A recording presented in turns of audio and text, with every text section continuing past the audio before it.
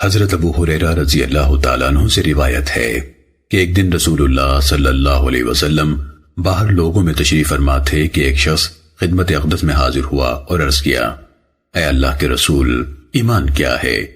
رسول اللہ صلی اللہ علیہ وسلم نے فرمایا، ایمان یہ ہے کہ تو اللہ پر، اس کے فرشتوں پر، اس کی کتابوں پر، اس کے رسولوں پر اور اس سے ملاقات پر ایمان لائے اور دوبارہ زندہ ہونے پر بھی ایمان لائے۔ اس نے کہا، اے اللہ کے رسول، اسلام کیا ہے؟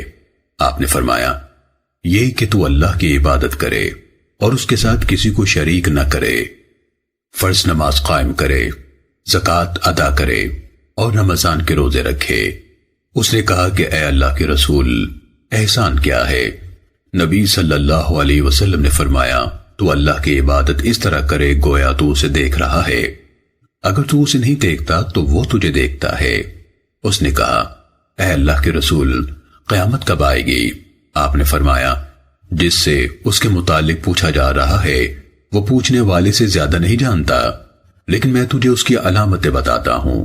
جب لونڈی اپنی مالکہ کو جنے گی تو یہ اس کی علامت ہے، جب بکریوں کے چرواہے ایک دوسرے کے مقابلے میں لمبی چوڑی عمارتیں بنائیں تو یہ بھی اس کی علامت ہے، لیکن اس کے وقت کا تعین ان 5 چیزوں میں شامل ہے جنہیں اللہ کے سوا کوئی نہیں جانتا۔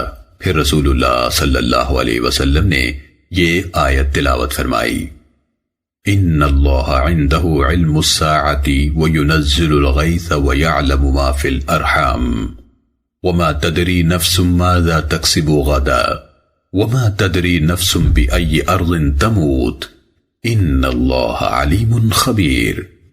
قیامت کا علم اللہ ہی کے پاس ہے، وہ بارش نازل کرتا ہے اور وہی جانتا ہے کہ مادہ کے رحموں میں کیا ہے، اور کسی کو معلوم نہیں کہ وہ کل کیا کمائے گا، اور کسی کو معلوم نہیں کہ اس کو کس زمین میں موت آئے گی۔